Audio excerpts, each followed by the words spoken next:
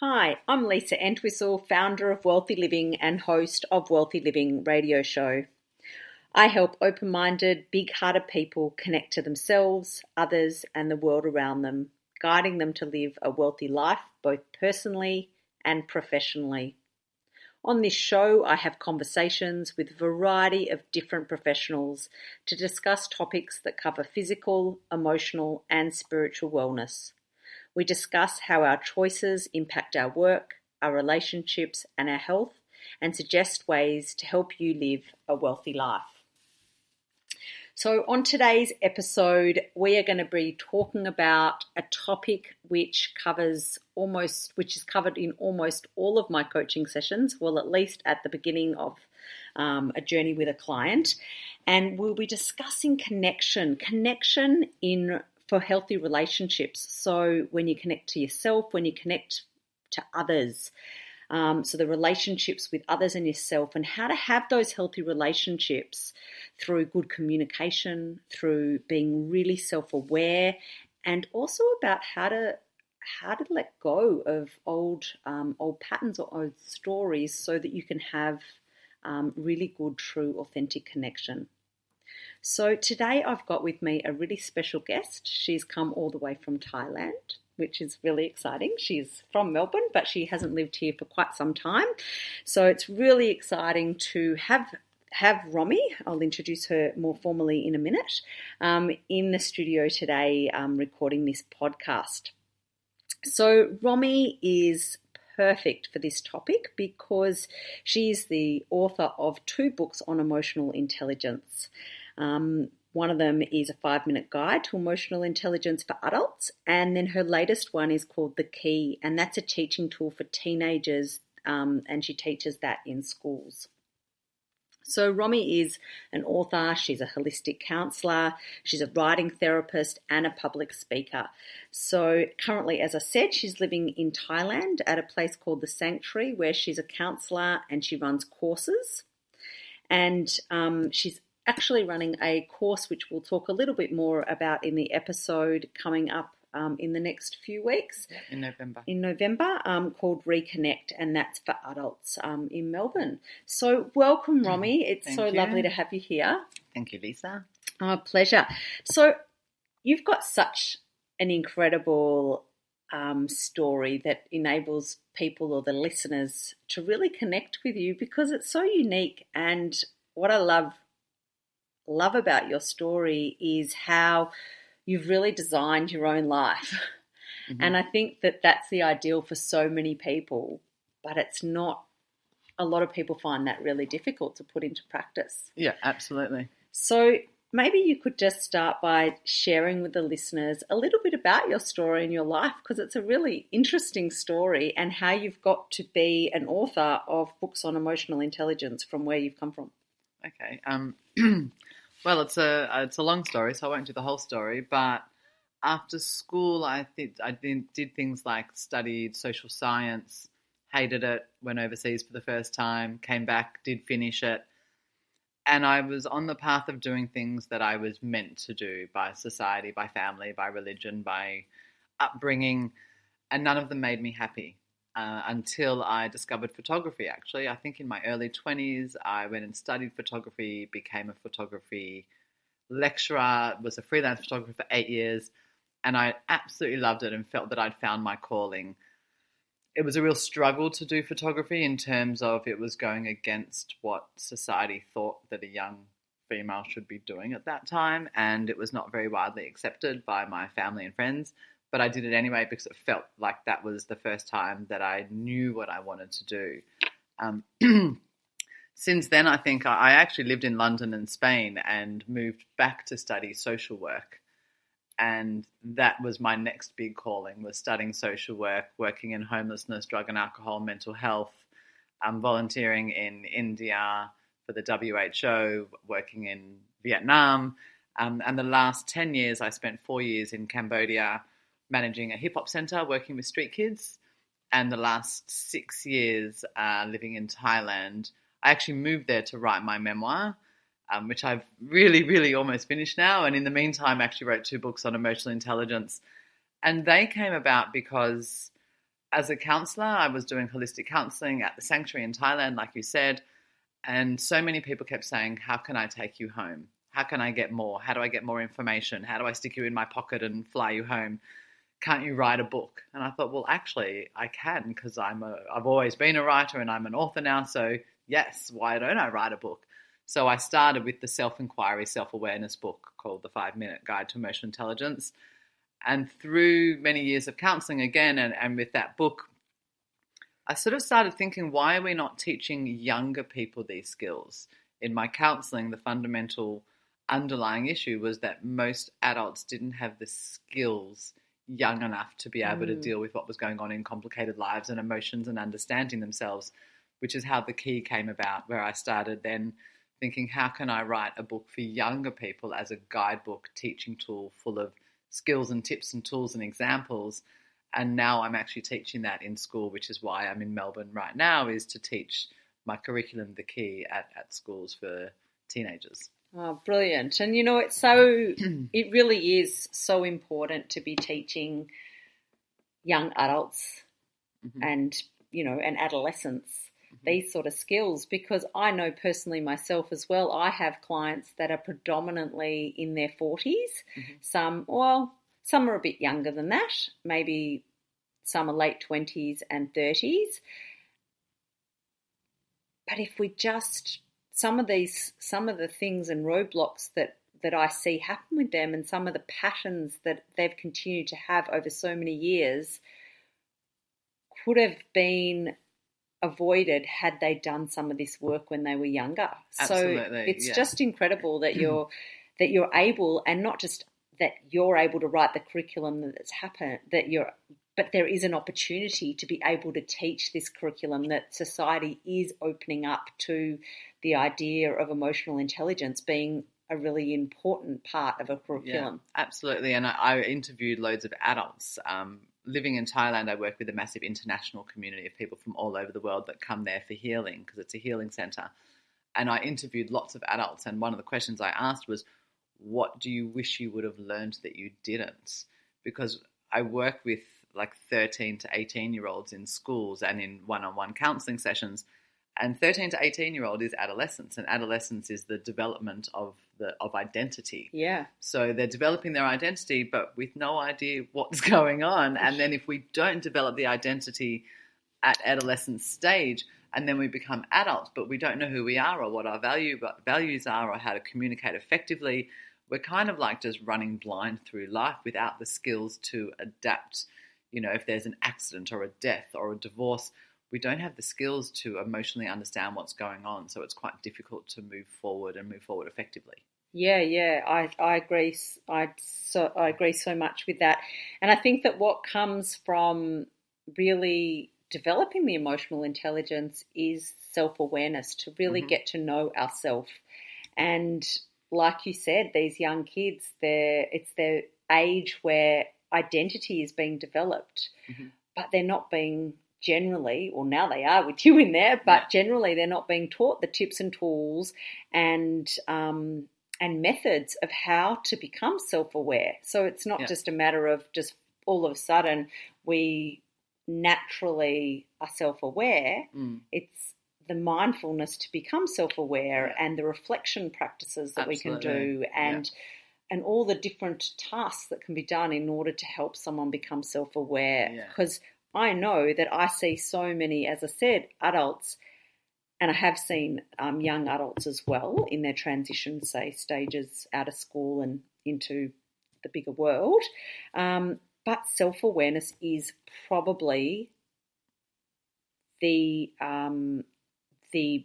biggest and most important part of the teaching. Yes. And it is surprising of how many people do not know their strengths, do not know their style, do not know their values, and most importantly, they don't know their needs. Yeah, and I'm nodding along for those that can't see me, but self-awareness is something that I think I bring up in every counselling session, in every workshop, in every course. You cannot change what you're not aware of. You can't change what you don't know. And if you, like you say, if you're not aware of your style of communication, if you're not aware of your triggers, if you're not aware of what makes you happy, what makes you sad. You know, I've worked in mental health for many, many years. I specialized in mental health. And if you don't know your triggers into depression, anxiety, panic attacks, things like that, then it's very hard to create change. A lot of times we don't need medication. We need good self-awareness, good self-inquiry as the starting point. And we seem to skip over that and try and get to the fixing stage, but we don't really understand what we're fixing. That's right. And even to the extent on the opposite end, like if you don't know what your self-care requirements are, then you can't go, like the word self-care comes up everywhere now, like self-care retreat, self-care this, self-care that. But if you don't even know what your self-care requirements are, and for every person it would be different depending on their circumstance or what they currently do, then you can't bring in self-care practices. Absolutely. And that's a really good, because it's kind of a simple example. And because of where I live and work, there's a lot of yoga and a lot of meditation and things like that where I live and work. And that's fantastic. But we promote a lot of self-care practice there. And like you say, if you don't know what you need, then it's very difficult to do. So given that we offer free meditation every day at the Sanctuary, and I even teach meditation, that's not necessarily the answer. You know, just because it's there. And I will say to people, and even to myself, if I'm stressed out or I'm feeling agitated or frustrated or confused or stressed, meditation is not my go-to. I go for a run. I went for a run this morning because I was feeling stressed over social media, because I'm not a big fan of social media. So I go for a run, then maybe I'll meditate. But that excess energy needs to go somewhere. So you've got to know what you need. If you are someone who's got a lot of energy or your mind is going crazy, maybe you need to go for a run or go to the gym or do boxing or do Tai Chi or whatever it is, not necessarily meditate or go to yoga. Maybe if you're a sit-down calm person and that's your go-to, then great. But you need to know what it is that works for you. And like you said, everyone's different. Yeah, and that's, that is so true. And everything is so unique. And I think that the trap is that wellness has become such a massive industry, which is awesome, but at the same time, it's overwhelming and bombarding for a lot of people. Yeah. So there's a lot of options that are being put into the face of a lot of people, and because, say, a particular option, let's just say meditation, is,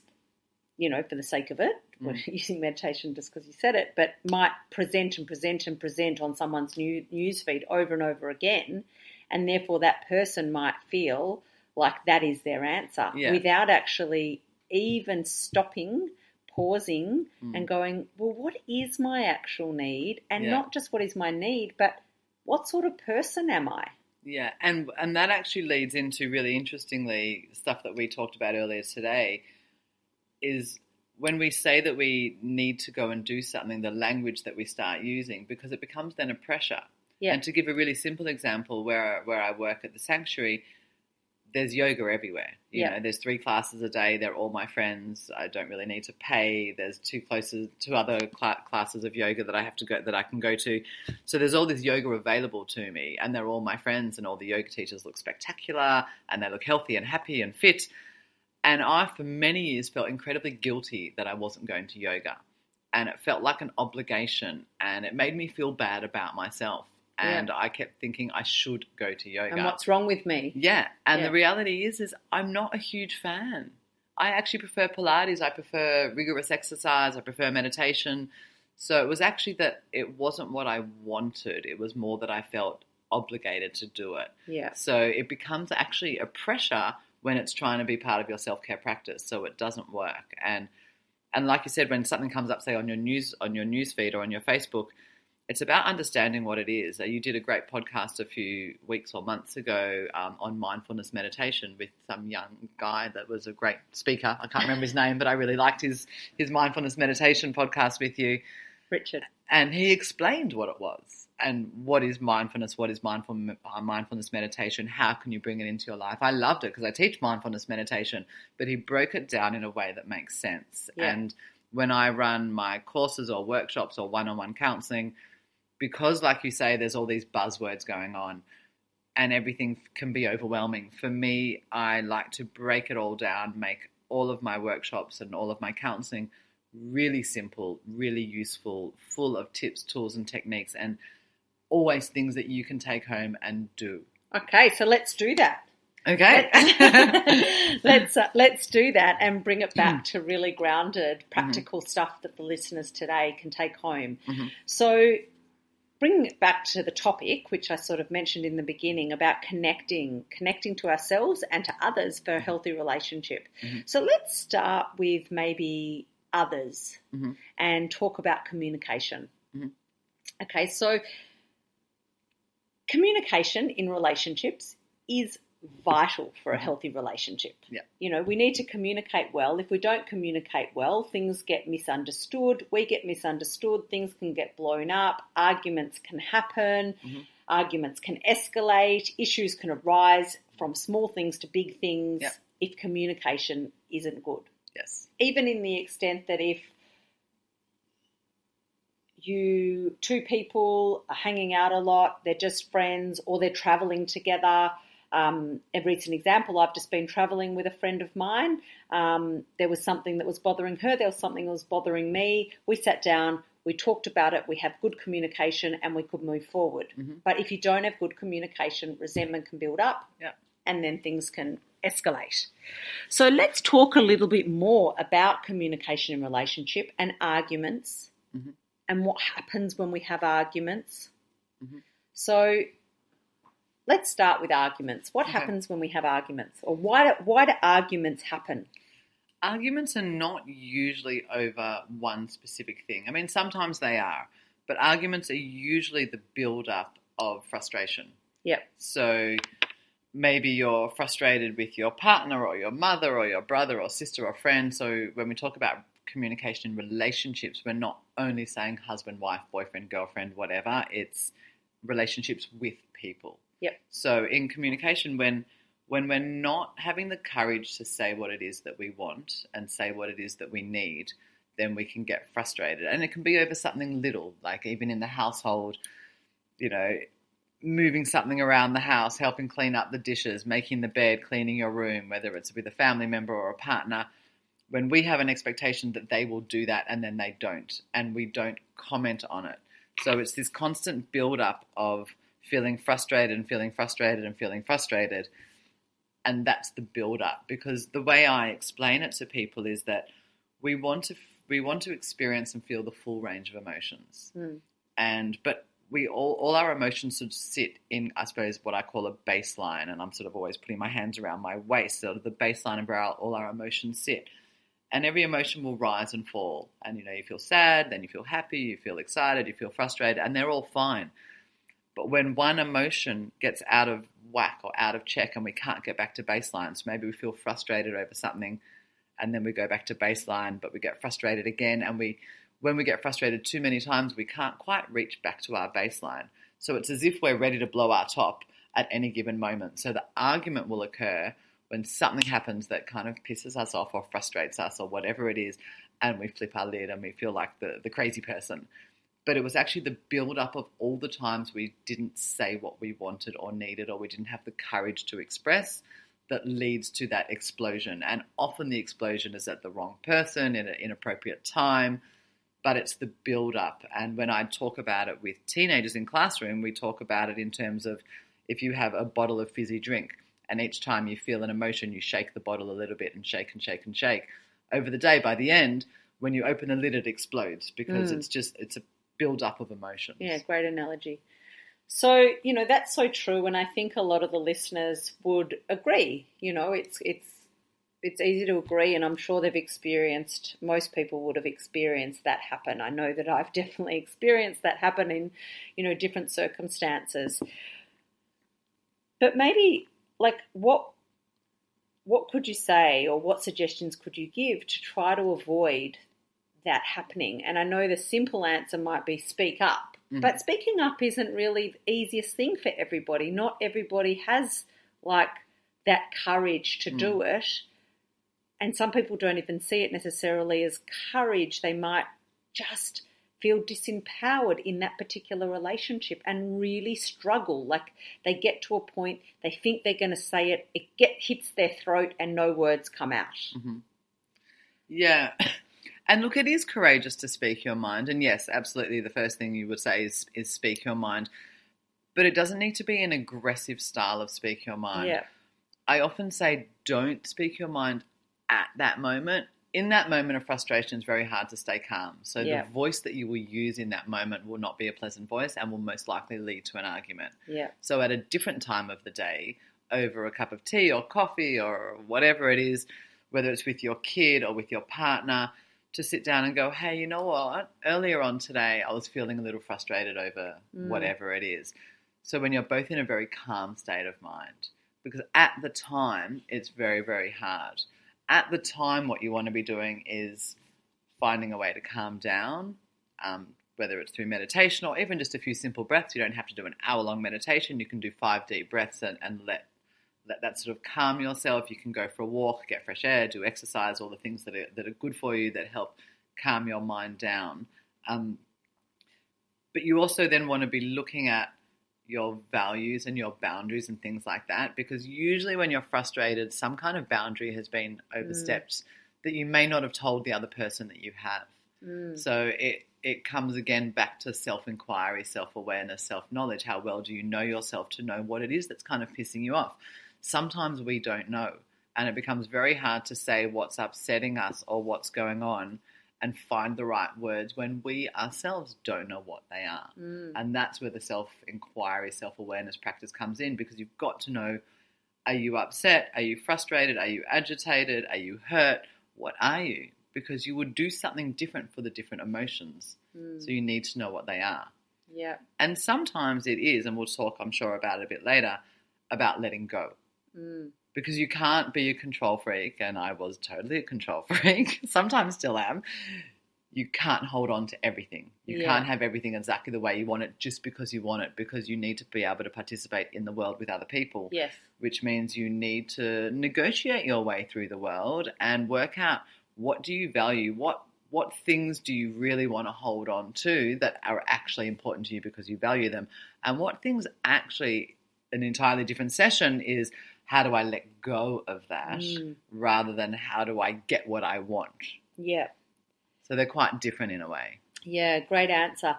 There's a few things that came up for me as you're talking, which I'd love to cover. And firstly, you used a word, expectation. So an expectation is not being met, and then a frustration or an emotion is being developed by the person who's feeling whatever they're feeling when they feel an expectation isn't being met.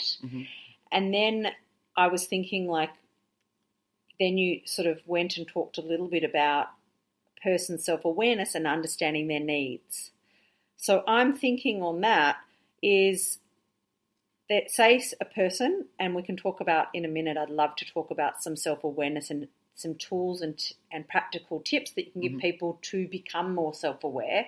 But once they've got that and they know what their needs are, do they then not necessarily, if a person then goes the next step, which I feel is almost doesn't happen if could prevent arguments, is if somebody is able to then, in a calm way, outside of the argument, preventatively, communicate their needs. Yeah. And then the expectations aren't met or not met, because it's not about an expectation as much as a communication of what their needs are. Yeah, look, one thing I do teach people is it's okay to communicate what you need. It's okay to say what it is that you need. And we think sometimes it's selfish or we feel uncomfortable by it.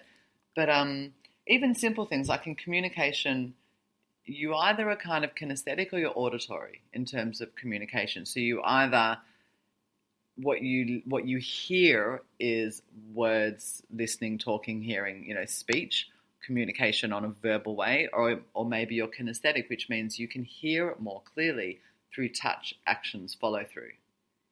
So people work differently, and it's okay to say to your partner or to your mother or whomever what you need.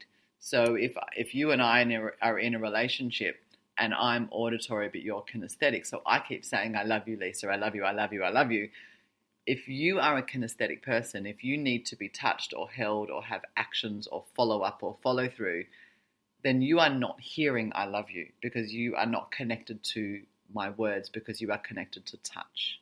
Does that make sense? Yeah. It's kind of like that book, The 5 Languages of Love, in a way, you know, that I don't know if the people that are listening have heard of. But it's I suppose it's then not only being aware of yourself, but being aware of the person who you're in a relationship with. Yeah. And it's also with parents, siblings. Yeah, but then it's also the responsibility of the person to communicate what their needs are and how they receive love or receive things. Yeah. So, and it's not a bad thing, because if you communicate to me that what you are is kinesthetic, or you just communicate that what you need is touch or actions or follow through, and I communicate that what I hear are words, conversation, communication through verbal, then now we can both give each other what each other needs, and we can both get what we need. So we actually are making a much better sort of avenue for communication. So it's not selfish for me to tell you what I need, because it means that you can feel satisfied that you can now give me what I need. Yeah, totally. So it actually works on a level that goes both ways. And culture and family and upbringing and all those things will play a huge, huge role. Yeah. So what generally happens, I would say, and tell me what your opinion of this is, but I would say that in most situations in relationships, whether it be a work relationship, a sibling relationship, a parent-child relationship, an intimate relationship, it will plod along however the relationship is plodding along. Mm-hmm. They'll both do the best they can within that relationship, not often being necessarily self-aware or conscious, but just plodding along. And then an argument or conflict or something will happen to then possibly, if it happens over and over again, that, especially if it's a relationship that you can't necessarily exit or don't want to exit, that this sort of stuff might come into play. So then it's about, well, how can we make this work? How do we address these things? Do we need to go and see a therapist, a third party, a mediator? How we can communicate better? Yeah, and there's lots of different... Yeah, go on. There's lots of different tips and tools and techniques. I mean, I do relationship counselling, but I also do kind of mother-daughter and parent-child relationships. Looking at things like the language, the words that you use. There's lots of trigger words. But before we go into that, would it be better? Because I think that that's kind of what happens, and therefore it'd be great to hear then for you. All right, so in that session, what can people do in order to make it better? But as a prevention from that, would you suggest or encourage people that if they are entering into a relationship, whether it be professional, personal, or otherwise, that becomes more common, and I don't know if you're teaching this maybe from a young age when you're doing the adolescence, about agreements. Yeah, absolutely. So, that's something that I don't think is necessarily commonplace. Yeah. But yet if we had if people entered a relationship and actually sat down near the beginning of relationships, communicated needs, talked about how each other like to communicate, and had some sort of agreements in place, would that possibly change the dynamic of the relationship? Yeah, look, absolutely. And it doesn't always have to be a formal agreement. Sometimes with your teenager, a formal agreement is wise, because it makes the teenager also sit down and really acknowledge and sign and notice what they're signing. But I always say in entering love relationships, maybe not first thing you do, like enjoy your honeymoon phase and, have fun first.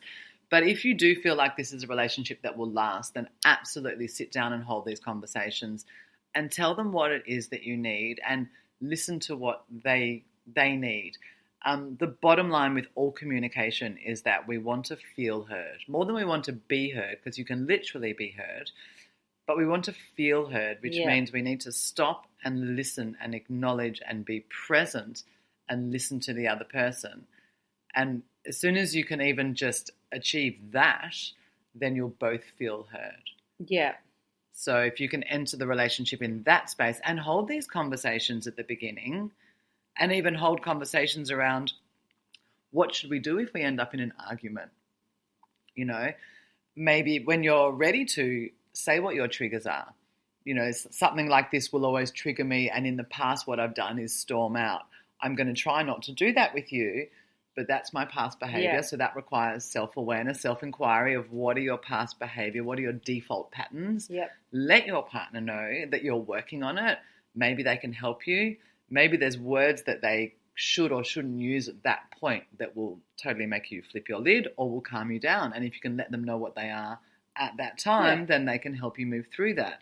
So, in a good relationship, you're there for each other and you're there to support each other, even through, the not good times. So if you can make those arrangements and have those conversations over a wine, over a tea, in a really calm place, then you can actually reach some kind of negotiations. Yeah, and giving each other permission to be able to be pulled up, because nobody really likes... Well, most people wouldn't really like being told you're really triggered by this, or, they feel, defensive. But if you've given someone permission to go, you know what, when I'm behaving like that, you have permission to ask me how old I'm being in this particular moment. Yeah. And so if they were to do that and I've given them permission to do that, then it changes the way that we can communicate at that particular moment. But if I didn't give them permission for that, I might go, screw you. Yeah. Don't you. And you can do it in fun ways. You can say, because some things will trigger people. So you can say, in that moment when I do this, my default behavior is that.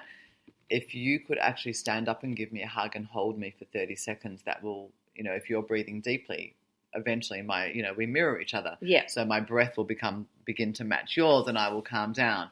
Or safe words. Yeah. I often encourage safe words, but you come up with a safe word together that's usually a funny word or a funny something, and it kind of diffuses the situation. So rather than getting upset and defensive, you kind of have a little giggle and you both go and calm down. Yeah. So all of these are amazing, and I want to go into just briefly as well some of these things you were about to go into before around tone and language and words. But what could you just, sometimes just looking at the self-awareness of what happens when we're in an argument to us physiologically and psychologically, what actually goes on for a person when they're in an argument? Do you reckon you could run us through that? Yeah, look, arguments are super interesting. A lot of stuff happens physiologically and psychologically that makes us into that kind of crazy person that we feel like we've become. When we're leading into an argument or we're in an argument, we can end up in fight, flight or freeze, which most people have heard of. And fight, flight or freeze, ready to run, we freeze, or ready to fight. Fight, flight or freeze is there for a particular reason. We need that in our body because it helps keep us safe. But it helps us keep safe from being robbed or being attacked, not from communicating with someone that we're in a relationship with, whether they're our sibling or whomever it is. Yeah. So that's not the time for that to kick in. What often happens is we go into flooding. So flooding is simply emotional overwhelm. So we are completely overwhelmed with emotion. The way I look at it is as if we have jumped into the deep end of a swimming pool and we're underwater. And we're trying to communicate from that place. So not going to work. So flooding is our adrenaline kicks in, our blood flow to certain parts of our body, like the liver slows down, our heart rate increases, and this is flooding. So all of these things are going on, and we're trying to communicate. When we're in flooding and all these things are happening to our body, we go into kind of tunnel vision. So we cannot think clearly, we cannot speak clearly, we cannot hear clearly. We have no rationale, no logic. So this is the space that we're in. And we're then trying to resolve an argument. So if one person has gone into flooding, and you can tell when someone's completely overwhelmed, or they're looking hysterical, or they're yelling, or they're nonsensical. And this is the space when we're in a real argument. This is where we land. So when we're in that space, the only thing is time out. Do not try and reason with this person. Do not let this person try and reason with you. These are when the safe words come into play. Blueberry pancakes, everybody leaves the room. So rather than slam the door shut, I hate you, make your safe word, make your exit plan so that you can separate. You need a minimum 20 minutes for your heart rate and your adrenaline and your body to come back down into your baseline. I say maximum 24 hours. In psychology, they say minimum 20 minutes. I personally add maximum 24 hours because I think anything longer than that, I feel like you're starting to take the piss. You're going into avoidance. Yeah. So you do still want to resolve it. And you want to, when you do your time out, do not go out into the street and have your tantrum quietly and be like, wow, you're such an asshole, blah, blah, blah. Use that 20 minutes or half an hour to actually calm down. Fresh air, deep breaths, control, and get back in control and bring in your self-awareness of what am I upset about? What am I pissed off about? So that you can go back in and hold a conversation that resolves. Yeah. And I think that it's brilliant. That's so true, and it's so good for everyone, including myself, to really hear all the physiological things that are happening within somebody's body when that's going on. Because everybody says things like, oh, it's best not to communicate or say things when there's a charge, behind the emotion, in the moment, because what you say in that moment is not necessarily ideal.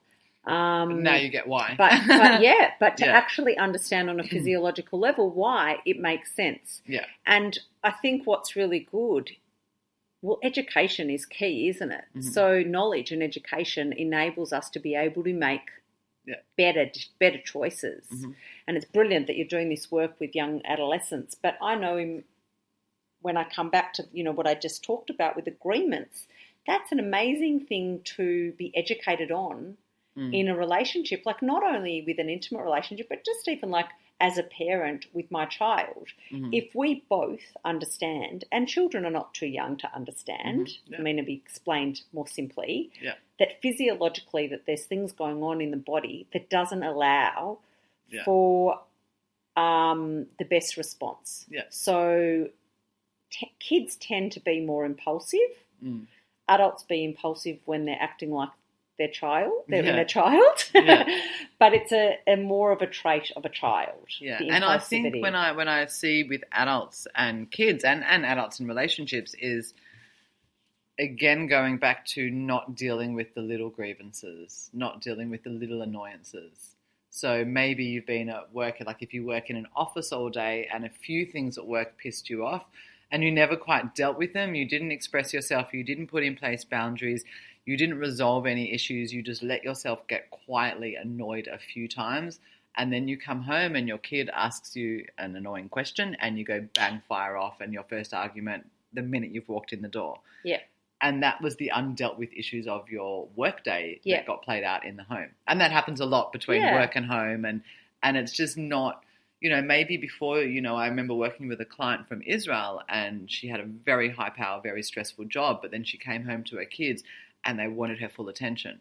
So my advice to her was put your runners in your car or your bathers or whatever it is, and before you get home, go for a walk around the block, go for a swim, have your downtime, clear your mind, calm yourself so you are as excited to see your kids as they are to see you. Well, I gave that same advice when I was doing some corporate health work, and it was a stress management consultations, and there was a new dad, and he's working all day, and I know the perspective of a mother. The father gets home and it's like, all the kid. Yours, yeah. I've seen that 1,000 times. So from the mother, she's had the baby or the child all day, and she just wants a break. Yeah. And so from her perspective, she's not done the wrong thing. Yeah. But from his perspective, he hasn't had the ability to adjust to the situation. Yeah. He wants to be super excited to see the kid, and he wants to be loving to the wife. He also wants to go to the bathroom and have a cup of tea and read the newspaper. Yeah, but he's actually not got me time because he's doing work, and then when he's not at work, he's got the new baby. I see that a lot. And she wants me time. But she thinks, why should he get me time? Because he's got all this at work. Yeah. And no one's getting what they need. Right. And a really simple conversation can resolve all of that. Yeah, and I gave that same advice to him. Yeah. Get the runners in the car or stop at a park for 10 minutes on the way home. Yeah. Get your me time before you enter the door, because when you enter that door, she will hand the baby over. Yeah. And so she has that right. You know what I mean? So that everybody's needs are met in some way. But it's true. You've got to. Simple conversations can resolve most things. But yeah, I really like this idea of really understanding what's going on in the body and being able to take that pause and not responding in that moment, especially for me, my personal life. A lot of my conflict comes between one of my children and myself, where we can trigger each other in a situation. And it can, if time out isn't, if we both don't move away, it can explode. Yeah. And so it is really important that we both are we both understand what's going on for us. Yeah. Not on a personal level and not personalizing it, but going physiologically, this is what's actually happening. So we just need to come back to it. Yeah, absolutely. And another good thing about that I just thought of, that people could use, which I've heard of as well, is a few things that I've heard of. One is about when things are bothering you, just write them down, and then having the agreement with a partner, usually in this circumstance, or it could be with a child, of going once every day or once every 3 days or once a week, whatever the agreement is, that we sit down and each of us can go through our lists in a really calm way to talk about our needs that weren't met in those moments and why it bothered us. Okay. Yeah, no, fair enough. In that respect, I would probably say if I was working with someone, I would say either you can write down all of those things and throw it out. Yep. Because it's actually you unloading your shit. Yeah, totally. This has got nothing to do with them. This is you needing to unload. Or you can journal it and get to the bottom of it to see what about it is upsetting you, because it might not be what you think it's about. Or if it's just needs being met, like the bed being made. Yeah, yeah. So, so you can, sometimes you're just unloading, sometimes you're just venting, sometimes you're doing self-inquiry, trying to get to the bottom of it. Relationships should be fun too. Not everything should be about, having to kind of resolve every single issue all the time. So sometimes we don't want to be doing it all the time. Sometimes we just need to let go. We need to let go of stuff. Yeah. And I find scribbling it down and throwing it out sometimes just releases that a little bit. Yeah, great. And I also think there's a method called the XYZ method by, Chaim Gino, I think he's an Israeli psychologist, which is when you did X, it made me feel Y. I'd rather you did Z. So the language is very important. It's also knowing those three things. So when you did X, when you did this act, it, not you, it made me feel like this. So know what thing pissed you off, know how it made you feel, and most importantly, I would rather you did Z. Yeah. Give them another option. So rather than giving them a list of these are all the things that pissed me off this week when my needs weren't met, this upset me, this is how I was upset, this is what I would rather. Because you are then opening the lines to communication, not closing them. Because the person on the other end can say, I understand that. I don't think I can do this, but I think maybe I can do that. How does that go with you? So you're actually opening the lines of communication, not shutting them down. Yeah, great. Because everything's about opening it back up. So like the trigger words like should, always, never, words like that always close conversations, not open conversations. You're always late. Well, okay, then I won't come next time. Yeah, yeah. Rather than this time when you came late, it made me feel like this. Do you think in the future you could do that? Now we're communicating. Yeah. Do you know what I mean? So you always want to be opening lines of communication, not closing. Yes. So. And that is, a practice, because it's one of those things where when you are in that moment, if you do have emotion, so you're frustrated or annoyed or, you're triggered in that moment, it is not always easy because of the physiological things that happen to practice really good communication. Yeah. So it is a practice, and I suppose for anyone that's listening to this conversation, to not be too hard on yourself, that you might not get it right in the beginning, but if you can set an intention for open communication and educate yourself on some of those more open language words, that you can begin to practice it. You might not get there in the beginning, but the more you practice anything, I mean, look, the better you get. I always say that self-awareness, when I teach self-awareness practice, I put it with a clause where I say, or a disclaimer, self-awareness practice can feel upsetting or depressing at the beginning, because you are actively bringing your awareness into something that you don't like about yourself or something that frustrates or upsets you. So you might notice that you're doing that act or those words or whatever it is 10 times a day or 100 times a day or every 5 seconds, and that can feel upsetting. Yeah. But the bonus is, pat yourself on the back and say, good work, because now I have full awareness of what it is. Now I can create change. You can always create behavior change, but if you're not aware, you can't. So you want to bring that awareness in strongly, but it can be upsetting at the beginning. Yeah. So I do a lot of self-awareness around tone of voice with teenagers and with my communication in relationships workshops, because tone of voice can also make and break relationships and communication styles. And if you're not aware, then you might not know that you are talking through, gritted teeth, or you're talking with a sarcastic tone or passive aggressive. If you're not aware of those things, then you don't know why you keep falling into an argument that you never saw coming. So that practice becomes very, very important. Totally.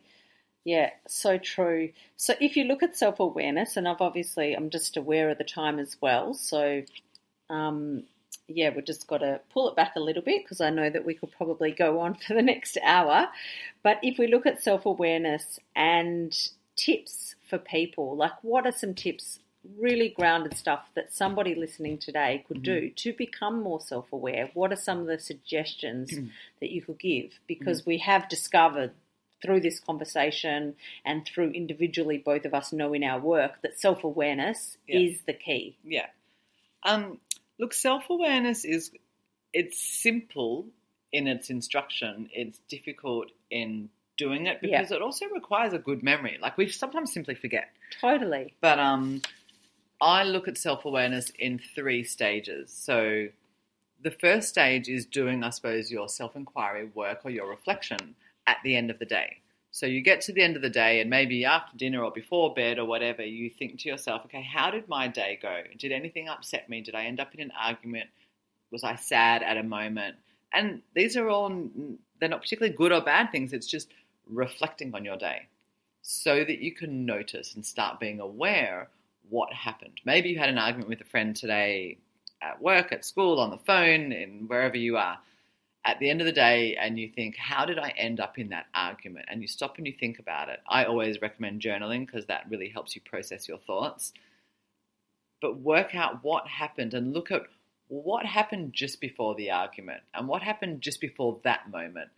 And if you sit and really kind of look at it, you will work out how you ended up in that argument, whether it was your tone of voice or it was a build-up of things, or maybe you were just having a bad day and snapped at the wrong person.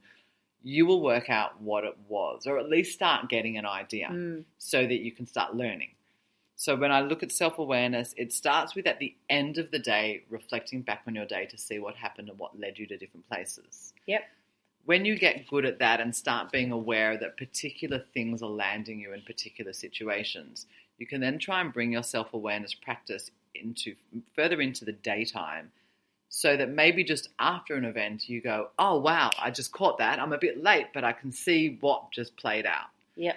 And when you get good at that, you want to bring your self-awareness practice into the beginning. So before you go to open your mouth, you catch yourself there. And that takes work. You've got to be really kind of annoy yourself to catch yourself before you open your mouth and go, I know that what I'm about to do is about to take myself straight into this negative space or this argument, or maybe, self-talking that's negative, and stop yourself at that space and at that point, so that you actually don't let the words out of your mouth. So it starts with self-reflection later on, trying to pull it all the way back into during the day and recognizing just after the event, and then trying to bring it into before the event so that you can stop the behavior that you're trying to stop, or increase the positive behavior that you're trying to increase. If there's something that makes you happy, keep noticing that so you can invite more of that into your life. Yeah. So I look at self-awareness like that. Yeah, brilliant. And, and then obviously a greater part of self-awareness is also just really getting to know yourself as well. So not only knowing, like what you described is a lot about your triggers and what triggers you into certain choices, good and bad. But it's also about really getting to know ourselves and our strengths and what makes us tick and what our needs are, like we've already gone into in quite big detail, but our values and really, really spending that time. So I think that a really, really important takeaway from today's conversation is if people that are listening don't do anything else, but they spend some time sitting down and really writing a list of their values. Do you have an activity that you do with clients based on getting them to really identify their values? Yeah, depending on their physical age, but also their emotional age. Sometimes with teenagers or with adolescents, I have a list of 44 values and they get to circle and we start the conversation there. With adults, I will get them to write a list of their values, because sometimes we lose our identity along the way, whether it's particularly through bereavement, through divorce, through trauma, loss of job. Lots of things can help us to kind of lose our way. Or maybe we've got kids and we've spent so many years being a mum or dad that when they get to a little bit older, we're sort of like, I don't know who I am anymore. So looking at what do you value, because it changes.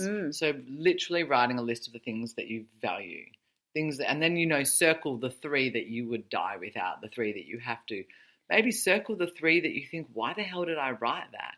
And actually see if you can do some kind of subconscious writing about it where you just let go, like go for a run, have a meditate, clear your mind, get rid of all your excess energy and do that free flow writing to see if you can try and understand for yourself what these values are about, how you want them implemented in your life and what they mean to you, so you know what's important and what's not important, so you know where your boundaries are. And which values sort of can be implemented in different parts of your life. Totally. So, from your work, from your personal relationships to your health and your well-being, your relationship with yourself. Yeah. And you'll notice that's why you connect. Sometimes you meet someone and you've only known them 20 minutes, but you feel like you've known them forever.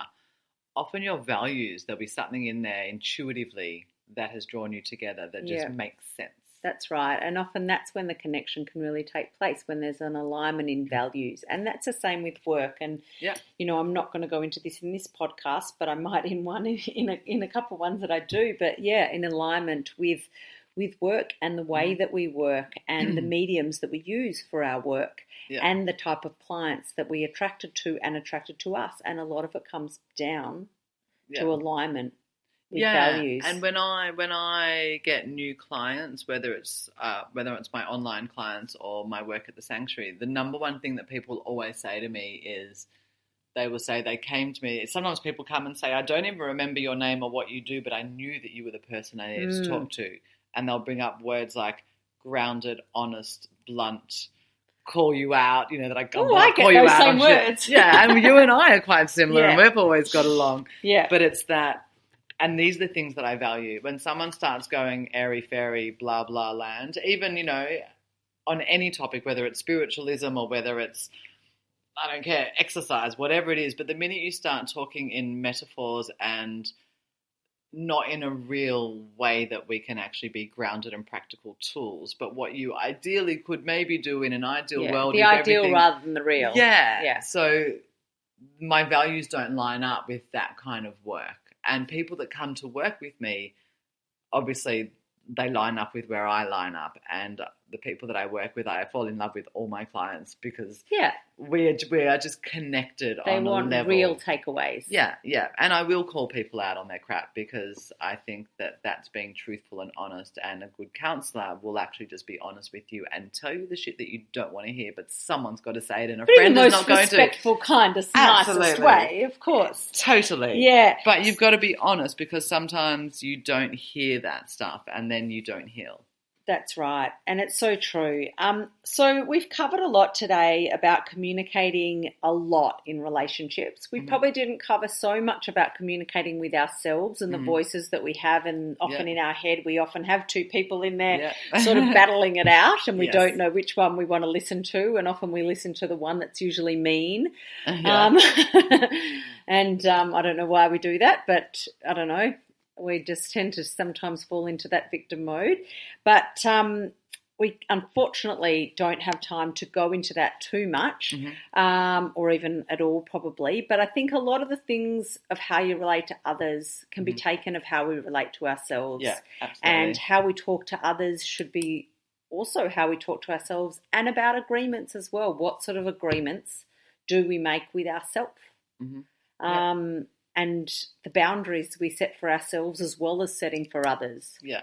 And I think mostly like language and tone of voice and things like that really apply to self-talk and talk with others. Because if you talk not nice to yourself in your language or your tone, you're effectively bullying yourself. Totally. So that will have the same effect as bullying someone else. Exactly. And same with respect levels. If you're not respecting yourself, then you may not respect other people in the same way, or they might not respect you if you're not respecting yourself. And then you might get annoyed at the way they are with you, but you're not even being like that with yourself. And look, the key with all of this is self-awareness, really. Yeah, self-awareness is every sentence I ever use. Yeah. And that just leads to, you know, when I talk about my work always being under the umbrella of emotional intelligence, it's because emotional intelligence, the definition really is having awareness of self and then awareness of others. So you need to know who you are, your own identity. You need to know who you are and where you fit in the world and how you relate to yourself and how you relate to others. And then everything else will make sense. And it doesn't mean it's easy. It's work, but it can be beautiful work. And if you need help and you do it as a guided work, then it's a really lovely journey. Totally. And, it just enhances your life and enables you to make choices that are more self-loving. Absolutely. When I do the key at schools, the curriculum, week 1 is actually choices and tone of voice. So that's actually where we start the curriculum on emotional intelligence is choices. Get back in the driver's seat. Don't say life is happening to me, life is hard. Get back in control by the choices that you make. Make good choices through good self-knowledge. Brilliant. Wow, thank you so much. There's so much gold in here. Now, obviously in up to an hour, we can't talk about everything and all the details, but you are in Melbourne and you've got workshops coming up, which are 2 hours each in length. Yes. Yes, so there's a lot more that can be covered, as well as really individualising based on who's there, the practical information and tools that the person can do, that you give them. I don't know if you've got workbooks. Yeah, so it's a series of 4 workshops called ReConnect, and the first one's November 10th. So it's every Saturday from November 10th for 4 Saturdays in a row. And I've done them as 2-hour workshops, so only 10 till 12 in the morning on a Saturday morning, because last year I did them as kind of longer courses, and I feel like coming back to the city, people are a bit more time poor. Yeah. So you don't have to come to all of them. You can pick one. So you can come to Communication in Relationships on the 10th of November, or you can come to Letting Go of Old Stories on the 17th of November. The next one's The Art of Gutism, which is all about trust and intuition. And the last one on the 1st of December is about making dreams a reality. So you can come to one, or you can come to 2 or 3 or 4. They're all at the Beat Cafe in Armidale in Beatty Street or Beatty Avenue. And they're all on my Facebook and website under Romi Grossberg. Yeah, I'll put all of those details in the show notes. Yeah. And they're all the Melbourne one. And if you live in Byron, then it's December 12th. Okay, cool. Amazing. So, I don't know how many of you are Melbourne listeners or you're from somewhere else, but if you are in Melbourne and you like really practical, grounded work, you want to develop your communication skills, your self-awareness skills, if you struggle making decisions and you want to connect back to your gut to make the decisions and even understand what Romi has titled and come up with called the Art of Gutism, and how you can really connect with your gut and to make gut decisions. And then also in the last one about living that dream life, which you are amazingly practiced living, as I said in the beginning, she's someone who's definitely designed her own life and is definitely a role model in that.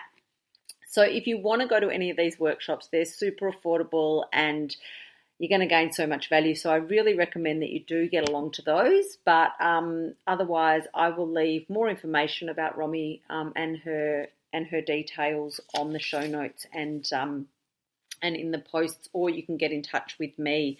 But thank you so much, everybody, for tuning in today. This is a topic which is really dear to my heart. It's all about connection. Connection is medicine, and self-awareness is the key to good connection. So I'm Lisa Entwistle, your host, founder of Wealthy Living. I'm an integrated life, clarity and wellbeing coach. I do workplace wellness consulting. I'm an event facilitator and host. I really hope you've enjoyed this episode. Please leave a comment or rate the show, or get in touch if you want to ask anything further. You can find me at www.wealthyliving.com.au. That's wellthy.com.au, or through Facebook, Instagram, or LinkedIn. So until next time, have a fabulous afternoon.